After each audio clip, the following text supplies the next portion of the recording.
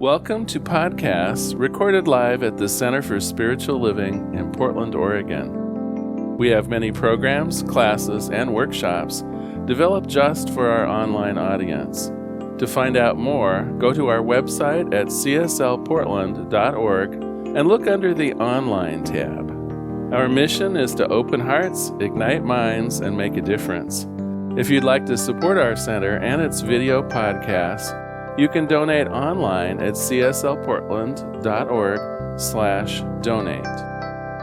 Allow us to become part of your extended spiritual community. Wherever you are on your spiritual journey, you are most welcome at the Center for Spiritual Living.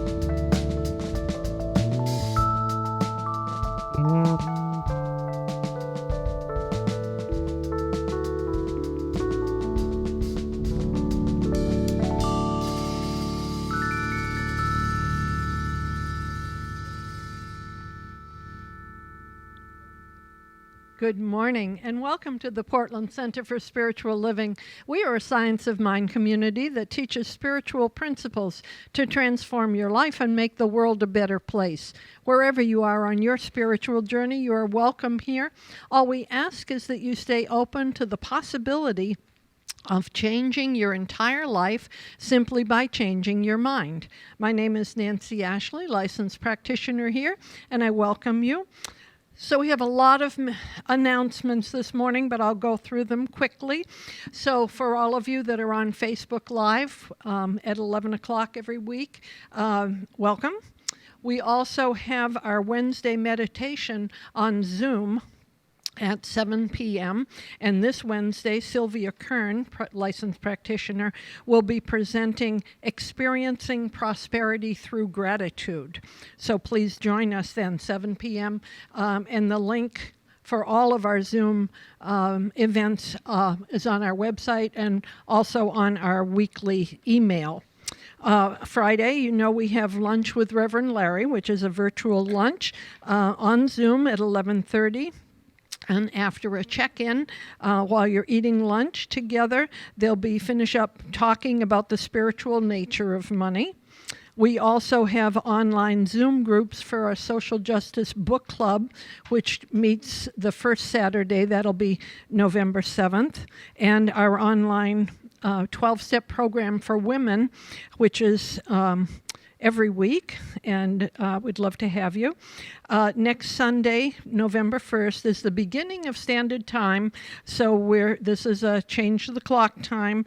Set your clocks back 1 hour, spring forward, fall back. Also, next Sunday at 12:30 is our quarterly town hall meeting Also on Zoom, Reverend Larry and the Board of Directors will present results of our pledge campaign, discuss our financials, and answer any questions that you may have.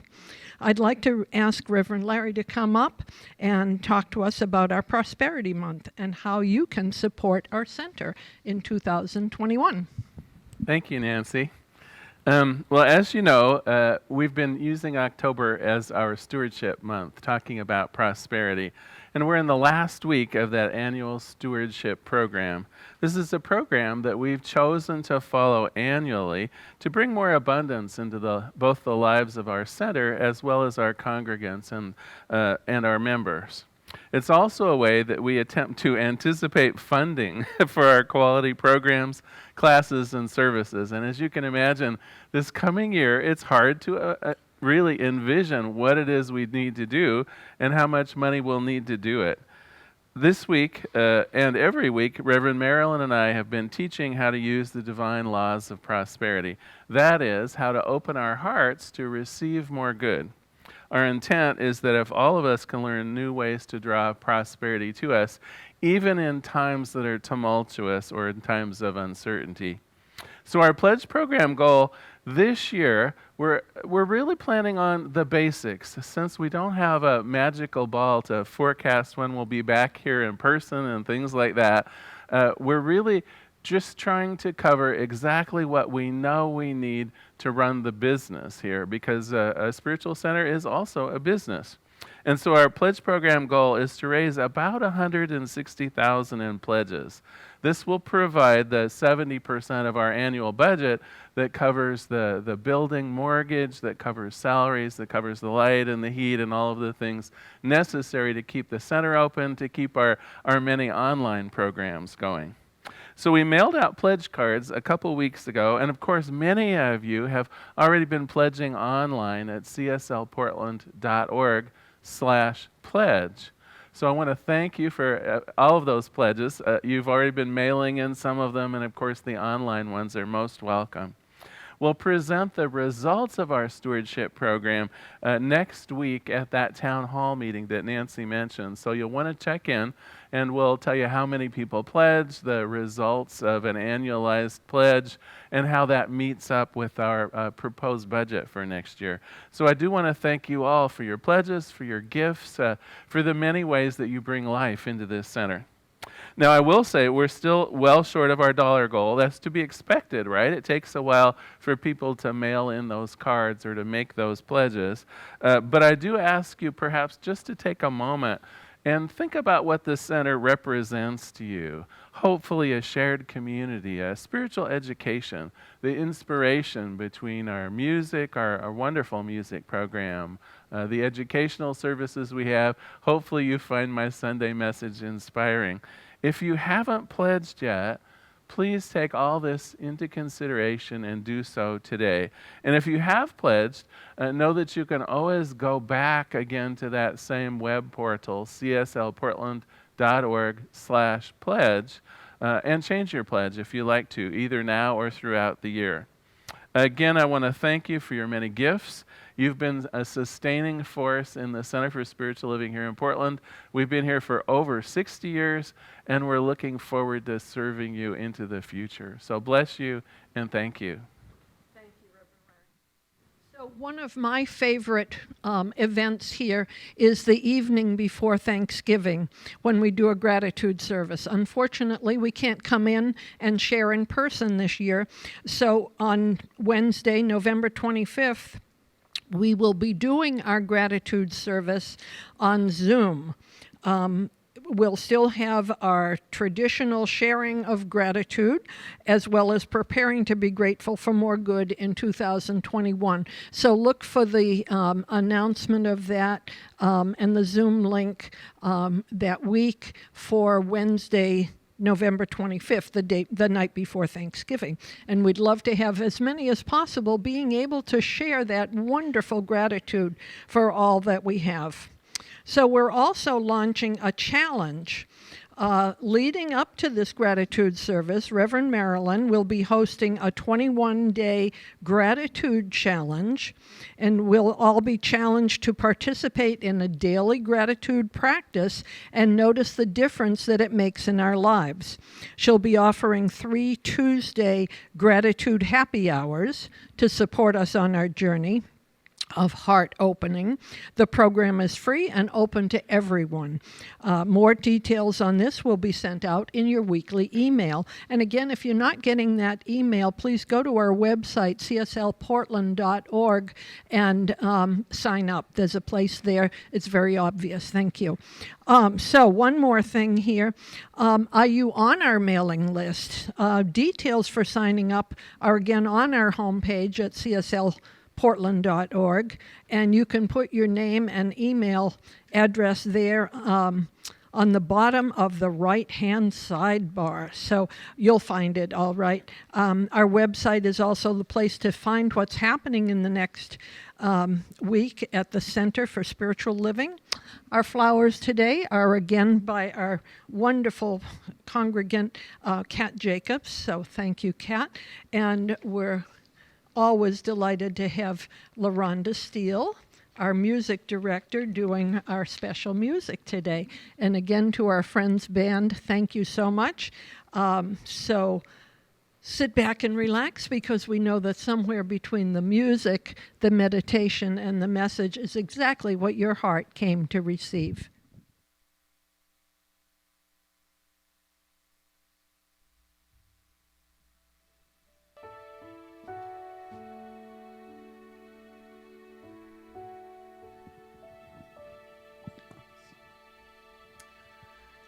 Thank you, Nancy. Thank you, Reverend Larry.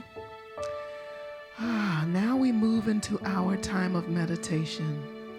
So I'll just ask you to bring your mind and your attention and your heart to right here, right now.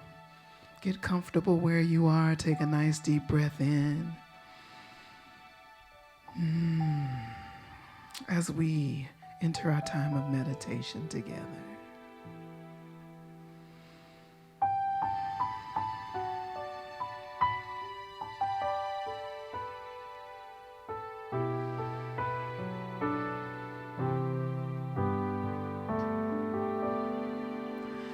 I will leave this world as it is, go inside to find my God.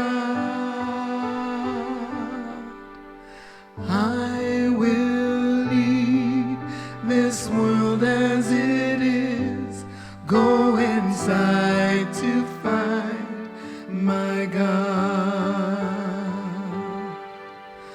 I will leave this world as it is, go inside to find my God. I will leave this world as it is, go inside to find my God. Inside there is peace, inside there is joy, inside there is more than enough. Inside there is peace, inside there is joy, inside there is sacred love.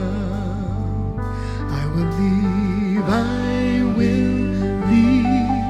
this world as it is, go inside to find my God. I will leave this world as it is, go inside to find my God.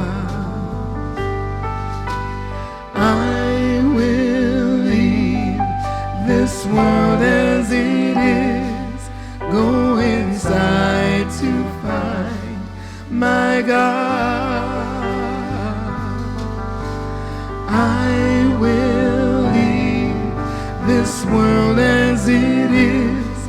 Go inside to find my God. Go inside. Go inside to find my God. Go inside. Go inside to find my God.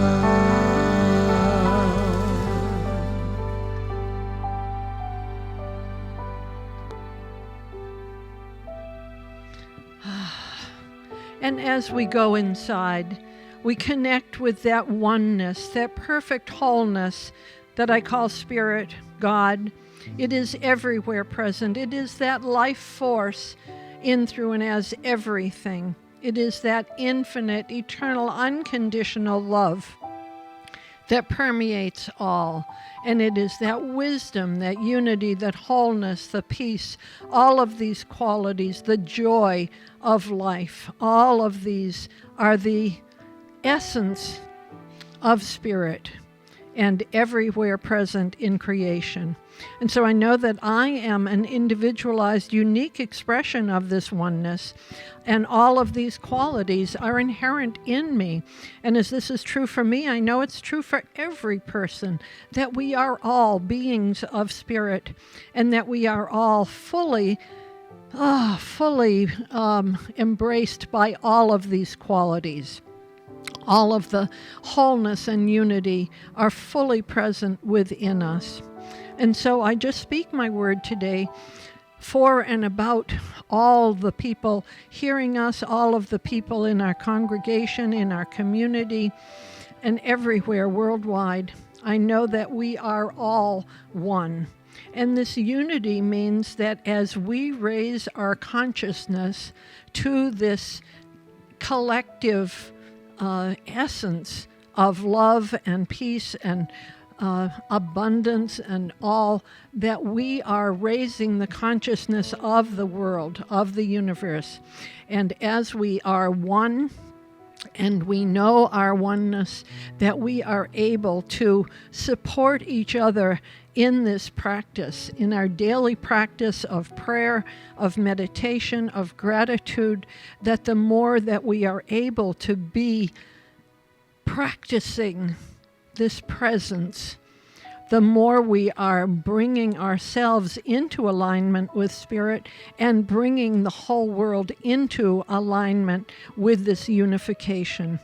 And so I just give thanks for this, for knowing that we are not alone in this, that we are all one, that we are able to be the truth of Spirit living consciously day to day. And so I just give thanks for this, for knowing this truth and knowing that it is happening and in our lives right now. And so I just give thanks for this, and I release my word into the action of the law, knowing that the law always says yes. It says yes to all that we firmly believe, all that we practice, all that we are knowing as the truth. And so I release this, I let it be, and together we say, and so it is. And as we go into the meditation, I just invite us to think about how we are all united, that together we really do make a difference.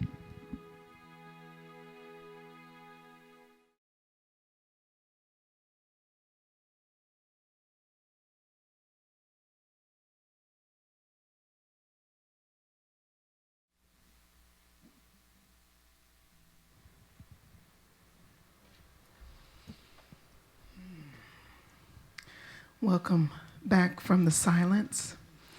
I'd like to just give a big thank you to Kat. It's Kat Majors, right? Jacobs, forgive me for mixing up the last name. For the flowers this week and last week, the pink flowers reminds me and all of us that October is not only, our prosperity month, but is also Breast Cancer Awareness Month. And I am a 7-year breast cancer survivor, and I just want to thank her for bringing the flowers and reminding us. And I am so grateful to be here this morning and and every morning. Our song this morning is by Mr. Danial, Nahmod, and it's When I Pray.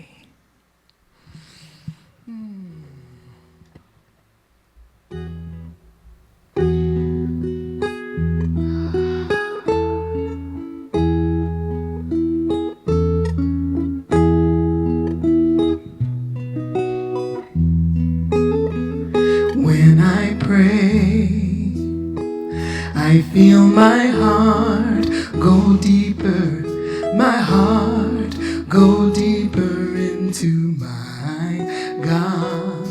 When I pray, I feel my heart go deeper, my heart go deeper into my God.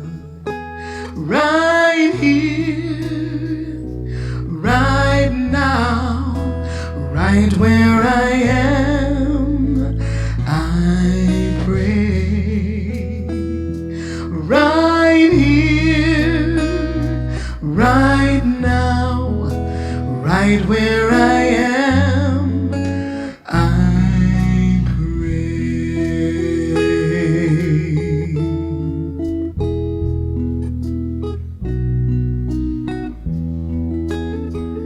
When I pray, I feel my soul go deeper, my soul go deeper into my God. When I pray, I feel my soul go deeper, my soul go deeper into my God. Right here, right now, right where I am, I pray. Right here, right now, right where I am, I pray.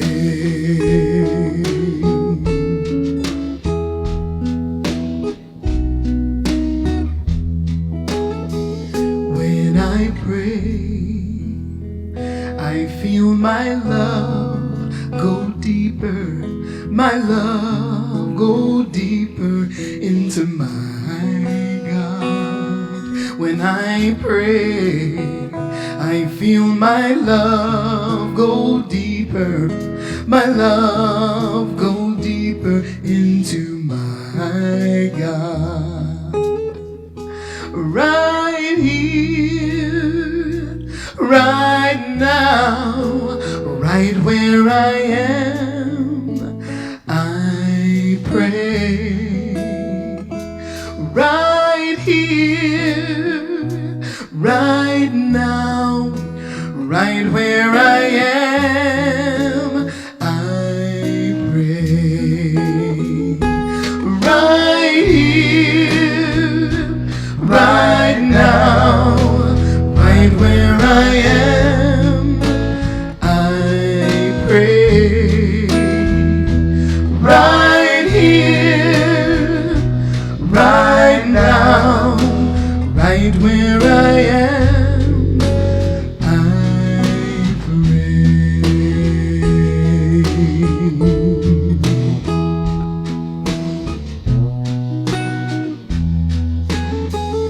When I pray, I feel my heart go deeper, my heart goes deeper into my God.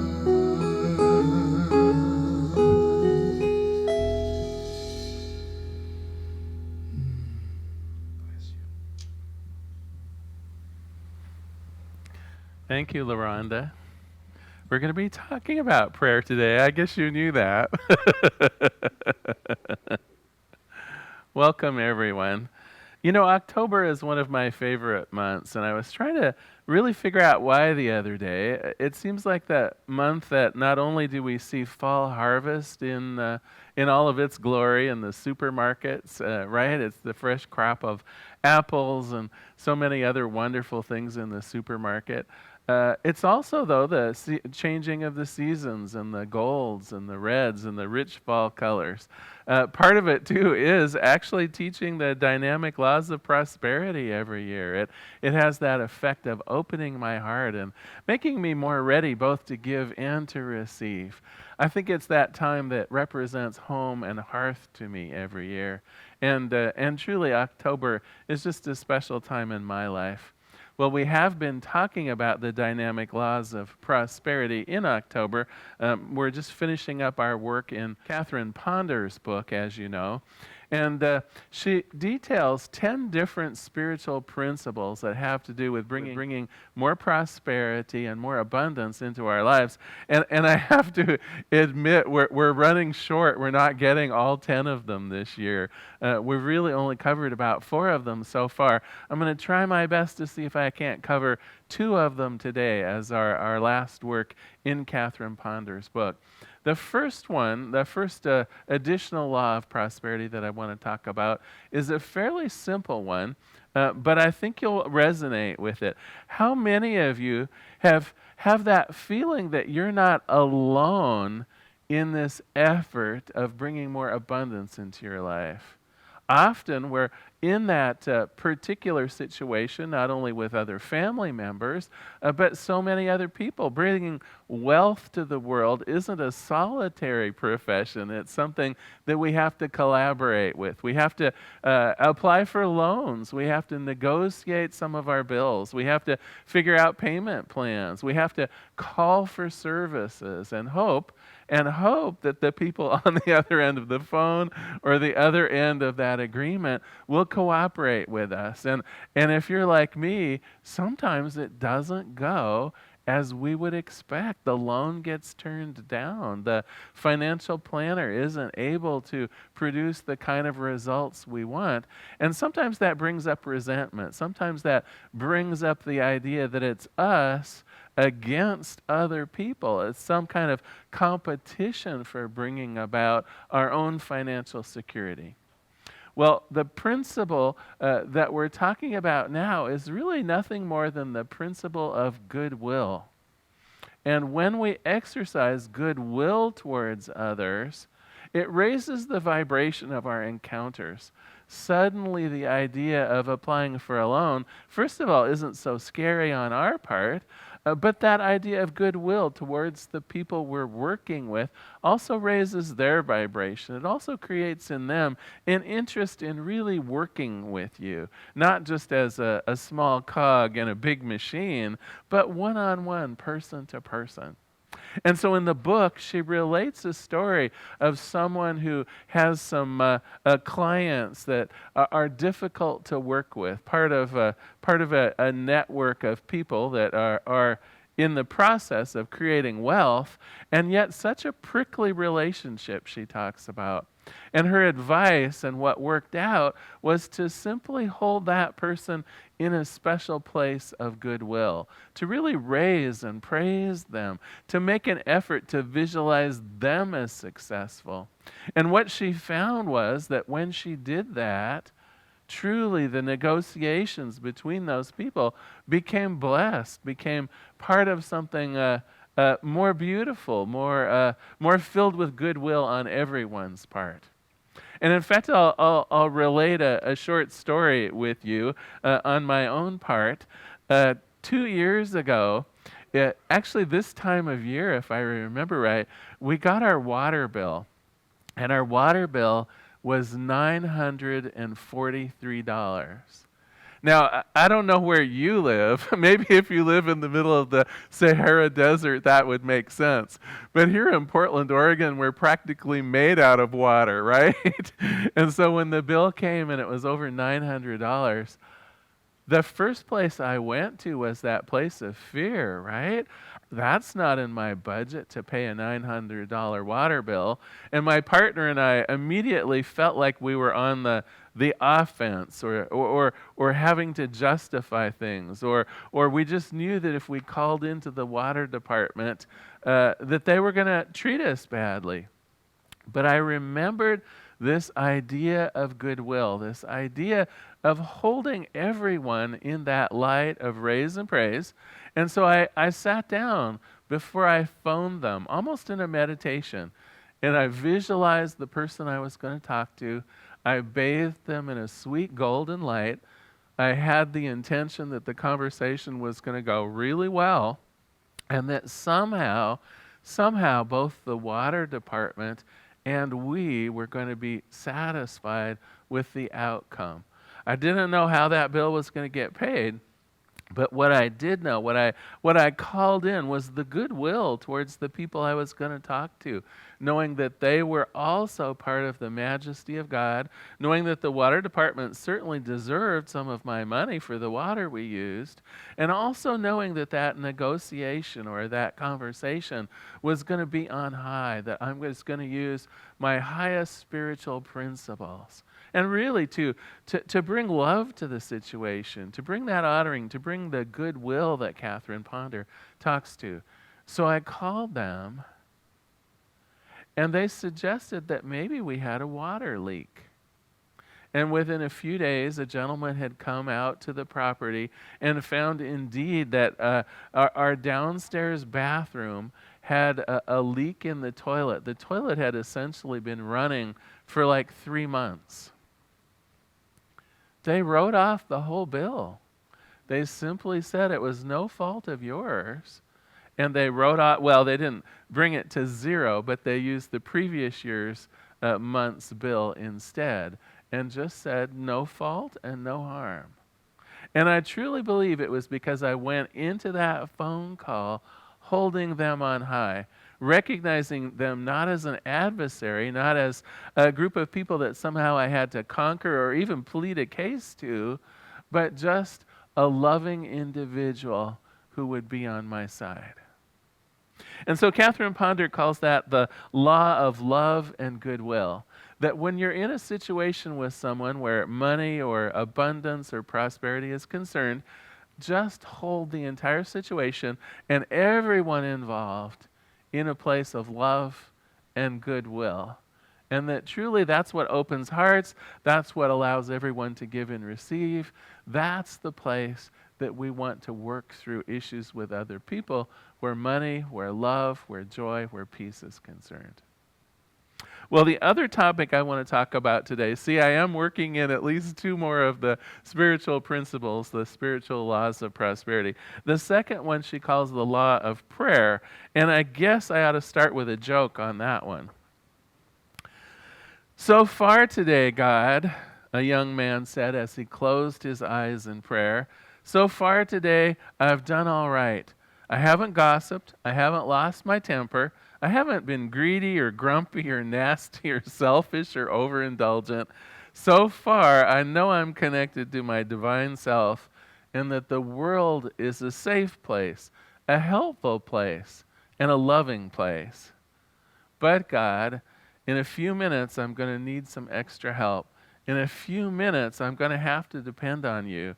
Dear God, in a few minutes, I may have to get out of bed. And so how do you start out your day? Is it in prayer? Is it in a spiritual practice of some kind? Do you start your day out from that place of really knowing that you're here fully supported with the divine? Well, one of the ways we can do that is in prayer. And I'd like to read to you a little bit about Catherine Ponder's idea of what she calls the law of prayer. She says, even though various prosperity laws are discussed in this book, the power of prayer cannot be overemphasized for permanent and satisfying prosperity. The person who prays daily is certain to succeed because he or she is attuning themselves to the richest, most successful force in the universe. The Bible promises make it plain that there is nothing wrong with praying for things. Many people have not employed the power of prayer because they have the erroneous idea that it is wrong to pray for themselves or to pray for things. And so today I do want to talk about the law of prayer, the idea that our prayers are answered, the idea that when we make our intentions plain to the Spirit of God itself, that there is an answer, a positive answer to our prayers. Now, she talks about in the book 3 general types of prayer. One of them is an overall prayer. And she says, there's a great comfort in just repeating some of the great prayers in the world. If you'll remember, in week 1, we read the 23rd Psalm together.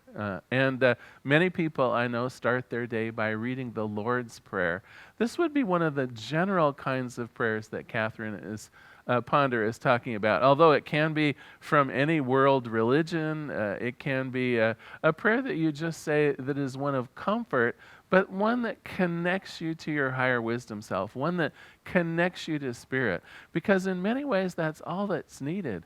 When we're connected to Spirit, when we're connected to that knowledge of abundance, of love, of joy, and of wholeness, whatever we could want naturally is drawn to us. We don't even need to detail it out or be specific about it.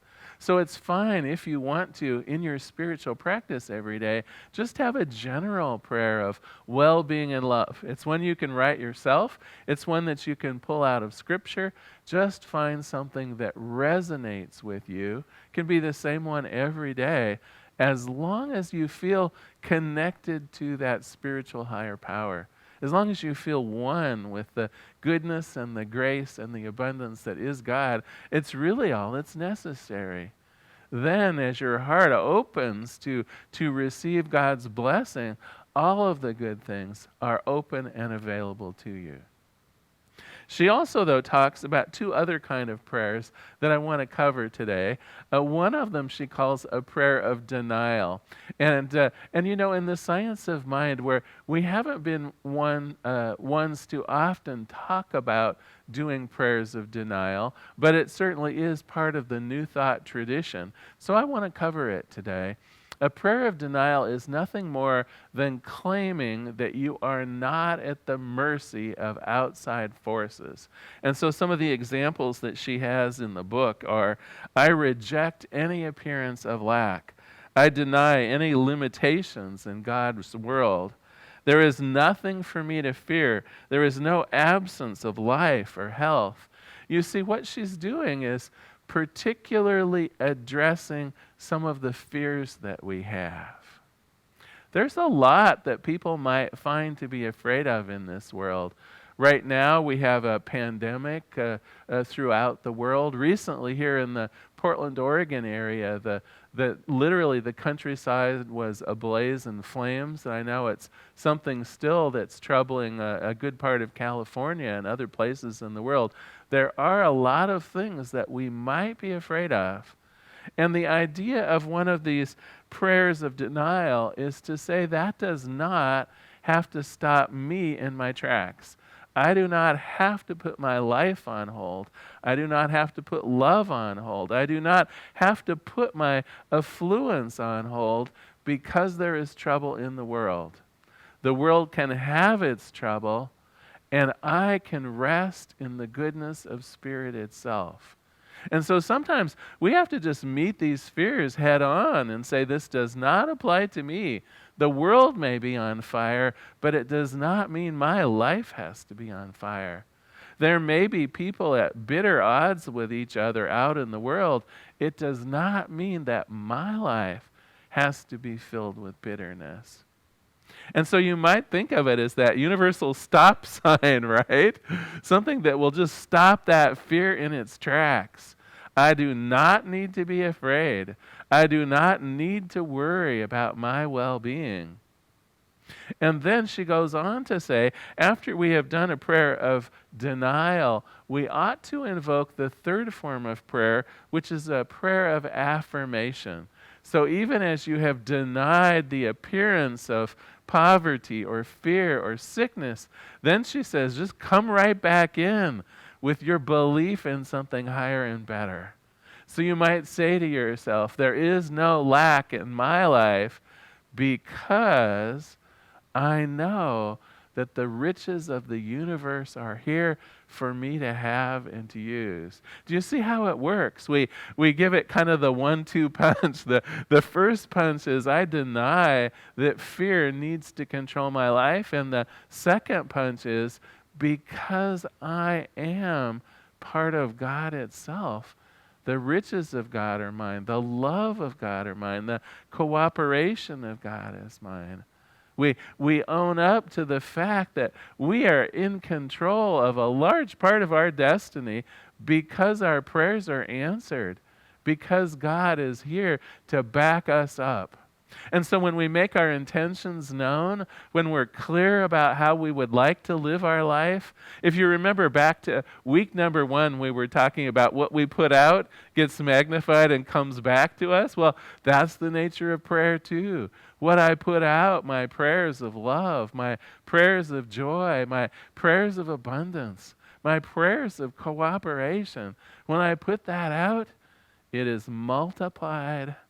And oh my gosh, just stand back, because it comes back to me with that multiplication factor built in. Suddenly, I have all the love I could wish for. I have all the abundance that I need. I can easily negotiate with the people over the water bill or whatever else is going on in my life because I'm putting out love. I'm putting out joy. I'm putting out exactly how I would like to see my life live to its fullest. And that fullness will be returned. Now, in Science of Mind, we teach a very specific kind of affirmative prayer, that third kind of prayer that Catherine Ponder is talking about. And for those of you who have maybe had a class at one of our Centers for Spiritual Living on prayer, you'll know it's a well-ordered kind of 5-step process. But I want to kind of dispel a little bit of the myth around that. You know, it's not an incantation. It's not, it's not like some magical formula, although sometimes it seems like magic. What really it is simply a way of focusing your own spirit to be in alignment with God, cleanly and clearly stating it is what it is you wish to experience, your intentions for living, and then sending it off with a blessing, just turning it over to God, allowing God to figure out the hows and the whens and the wheres. You just allowing yourself to accept that good as it comes to you, being willing to accept God's grace as it is multiplied and returned to you. So it's a very simple measure. If you ever want to take one of our classes, whether it's a foundations class, a power of your word class, any of the other classes that we teach online, in many of them you'll learn our 5-step treatment. But it's no big thing. Again, it can be as simple as the affirmative prayers that Catherine Ponder has in her book. A simple statement to Spirit of your willingness to have a better life. A claim, if you will, of how your life could be and will be, and your acceptance of it. You know, that leads me, though, to a fly in the ointment. Have you heard that phrase before? Have you ever had the feeling that somehow all of my best intentions just don't always work out quite right, and you're not sure whether it's God's not answering your prayers or if somehow you're saying them wrong? Well, I do have an idea of why often people don't feel that their prayers have been answered. It's because so very often we don't think that we deserve to have them answered. So I come from childhood from the Presbyterian part of Christianity. And I remember one of the first times when I joined my parents in the adult part of the service. Normally I got sent off to Sunday school, right? But I remember, I don't know, I was probably 10 or 12 and old enough to now be with my parents in the main part of the sanctuary. And I remember that the Reverend mentioned that prayer requests could be put in a box in the back of the room. And so I was asking my mom, what that was about. And she explained the idea of a prayer request, that you could fill out a prayer and put it in the box. And you know what? Without anybody saying anything, I assumed in my little 12-year-old brain that it were prayers always for other people. I think I remember the minister saying something about prayers for the poor, or prayers for people who were sick, or prayers for other people. And I somehow got the young person's idea that you pray only for other people, that somehow my own life, I had to figure out that somehow my responsibility was to take care of me, but that God would take care of other people. I just want to tell you, that was a mistaken notion on my part. All of the great scriptures of the world do tell us very clearly that prayer is there for everyone. It is honestly God's good pleasure to listen to react to, and fulfill your prayers, whether they're for you or someone else. We do not need to be shy about asking for help in this world. And the way we do it, of course, the way we do our prayers, whether it's for us or someone else, is to claim that goodness, is to visualize ourselves living the life we wish to have. It's using our words and our thoughts and our deeds as that emanation, as that radiation out in the world, that prayer of love, that prayer of abundance, that intention for good. And when we put it out there, when we say those prayers or make those intentions, it doesn't matter to God whether it's big or small. It doesn't matter to God whether it's for you or someone in need. Truly, it is God's good pleasure to answer every prayer. Well, I should summarize today. I think we're running out of time here. So today we've covered 2 more of Catherine Ponder's laws of prosperity. We've learned that we can use the law of love and goodwill to facilitate our interactions with other people, right? When we're coming into some period of negotiation, when we're working with something else, and whether it's about finances or love or community issues, whatever it is, if we raise and praise those other people, if we view them from that light of collaborations, if our intentions are of good and wishing them well, bringing love to the situation, everyone's heart gets opened, and truly prosperity for everyone can be present. The negotiation will be filled with that same kind of love and that same intentions for goodwill. We've also learned that the law of prayer is a formal way for us to clarify our own thoughts around what we want in order to turn them over to God. We talked about 3 kinds of prayers. There's the general kind of prayer that just opens our heart and our mind to be ready to receive. It can be a famous prayer like the Lord's Prayer. It can be something that we have learned as a mantra, maybe in the Buddhist tradition.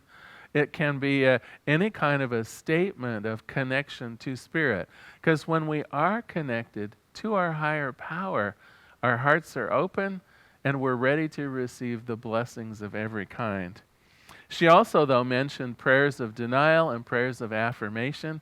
You can often use them in combination with each other. We start out by denying that we are at the mercy of the world around us. Instead, we affirm that God's good blessing is ours to have. So you might say, I deny any disease in my body or in my world, because I know that the wholeness and perfection that is God is present in my body. Do you see how I use the denial to say disease doesn't have to affect me? And then I back that up with a prayer of affirmation. My body is whole and perfect now and always. And you can use it for health. You can use that combination for prosperity. You can use it for love or success. So just think about the denial as the stop sign. I'm going to stop believing. I'm going to stop radiating out this nonsense about being sick or poor or lonely or whatever it is. I'm going to stop that with the denial, and then I'm going to back it up with what I do wish to have in life, which is the love, it's the abundance, it's the joy, it's the peace. It's that which it would be God's good pleasure to bring my way. We also learned, finally, that perhaps the greatest barrier to having our prayers answered might be our own thinking of smallness, our own belief that God might not listen to someone as inconspicuous as us. And that's a fallacy. That was something that maybe we picked up as children, that prayers were for other people, or that God would help others but not ourselves. Not true. Absolutely not true. You are blessed, and it is God's pleasure to answer every prayer. Prayers for you, prayers for other people. It is that intention of Spirit to answer every prayer. In that sense, God is almost like a servant. Here, that when the prayer is one of honesty and love and purpose, the response is always yes. Yes, my beloved, yes. So I'm going to finish today with a little bit of homework for you, a quote and a prayer. So for your final homework in prosperity, I'd like you to pick an area in your life where you'd like to experience more of something. It might be more love, might be more health, it might be more prosperity, might be more success. And I'd like you to actually write out a short prayer. Now, for those of you trained in our Science of Mind treatment, it would be one of those lovely 5-step prayers. For those of you familiar with the idea of affirmations, like Catherine Ponder talks about her form of prayer, it can be just a simple one-sentence statement. But I would like you, as part of your homework for this week, is to every day write out a simple prayer of something that you would like to see increased or expanded upon in your life.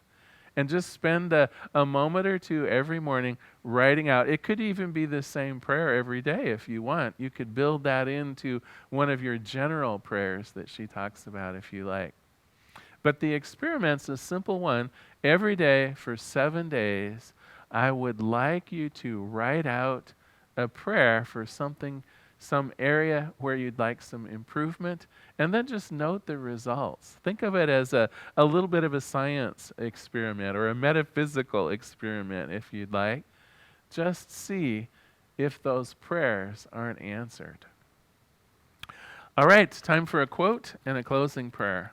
This is how Catherine Ponder concludes her book.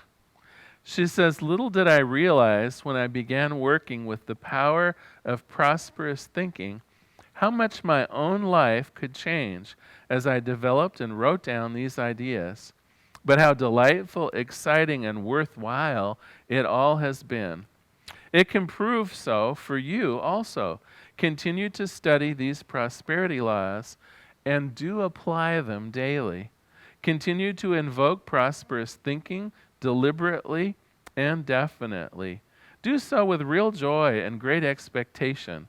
As you persist, your own divinely intended results shall surely appear as greater peace, health, and plenty in your life.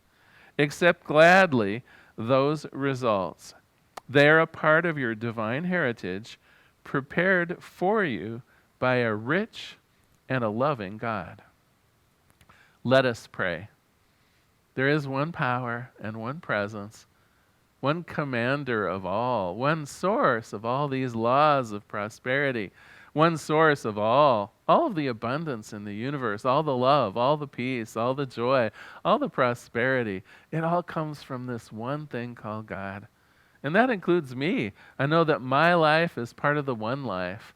I know that my abundance comes from the infinite supply of God.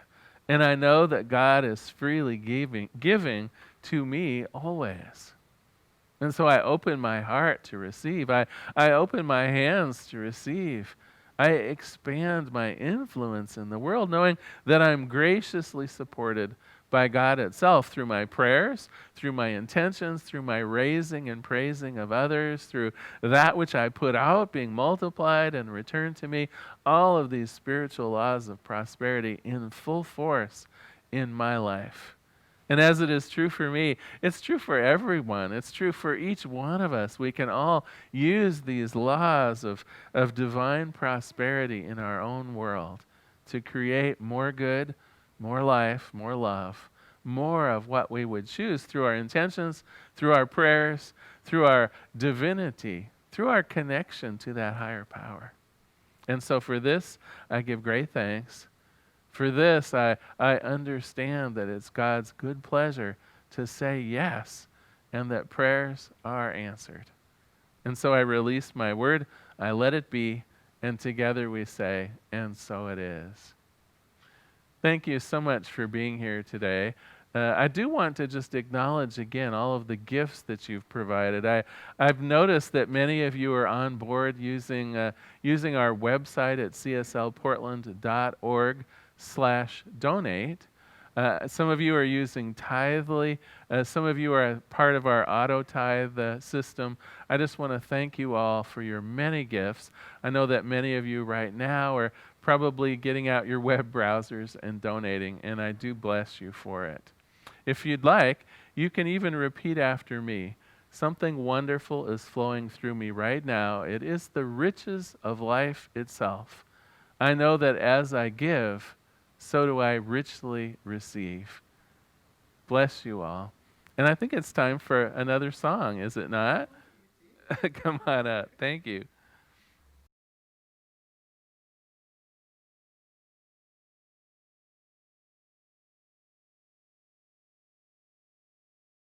Thank you, Reverend Larry. I'd like to introduce our live stream team, y'all, and the band.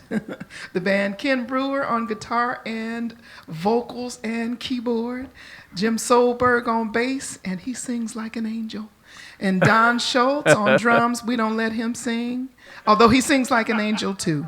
He does. Thank you, Friends Band, and our live stream team. Mr. Jim Bowie in the back controlling the sound, and he also sings. Thank you, Jim Bowie. Thank you, Mark Pettijohn, for the video. I mean, it takes all of us to do it, and we are not alone. Yeah. All right. So now it's time to dance it out. Let's dance this prosperity in and all through our bodies, and so that we can really resonate. Yes. Oh, yes. Come on. Get up on your feet. Oh, yeah. Or just sway from side to side. Clap your hands. All right. Ooh. I don't care what's on TV. I don't care about the state of the economy. I know one thing that is true. God is so good. God is so good all the time. God is so good all the time. God is so good. So good all the time. All the time. See, I'm walking by faith and not by sight. What seems wrong today, tomorrow might seem right. I know that all's happening is good, good and all is well. God is so good all the time. God is so good, yeah, all the time. God is so good all the time, all the time. My God is so good through the highs and the lows, y'all. So good through my troubles and my woes. So good through the good and the bad, y'all. So I can't believe on that power. God's good, oh so good, yeah, all the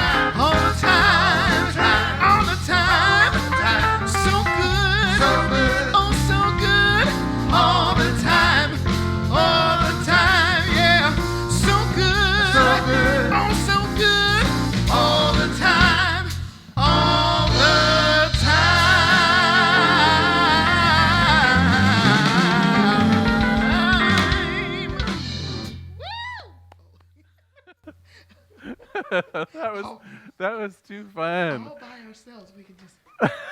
Can I be a backup singer one day? Yes, I've been waiting, Larry. Waiting on you. Well, before we close today, I do have a couple quick reminders. Please do remember to set your clocks back next week. Otherwise, who knows what will happen when you turn into Facebook at the wrong time. And then also just a quick reminder, next week at 12:30 on Zoom, we'll be having our quarterly town hall meeting. So it's a chance to ask questions. It's a chance to find out how we're doing financially and programmatically. We might ask our new minister, Reverend Marilyn Sprague, to say a few words. And so you will definitely want to tune in for that. Again, the details for it are on our website, cslportland.org. So look forward to seeing you next week. Thanks. All right. Now let's sing our closing song together.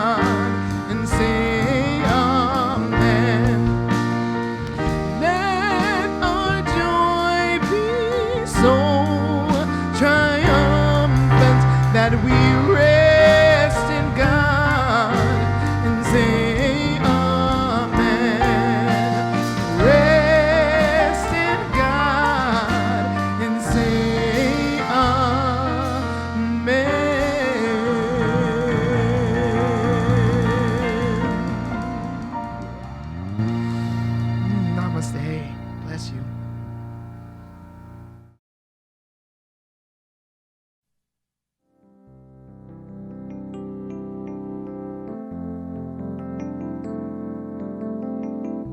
If you happen to be in the Portland, Oregon area, we'd love to have you visit in person. The Portland Center for Spiritual Living is located at 6211 Northeast Martin Luther King Jr. Boulevard. We have inspirational services at 9 a.m. and 11 a.m. every Sunday. We also have many programs, classes, and workshops developed just for our online audience. To find out more, go to our website at cslportland.org and look under the Online tab. We have a variety of content dedicated specifically for our online listeners. Our mission is to open hearts, ignite minds, and make a difference. If you'd like to support our center, you can donate online at cslportland.org/donate. Our website is also the place to learn more about what's going on at the center or to contact us. Allow us to become part of your extended spiritual community. Wherever you are on your spiritual journey, you are most welcome at the Center for Spiritual Living.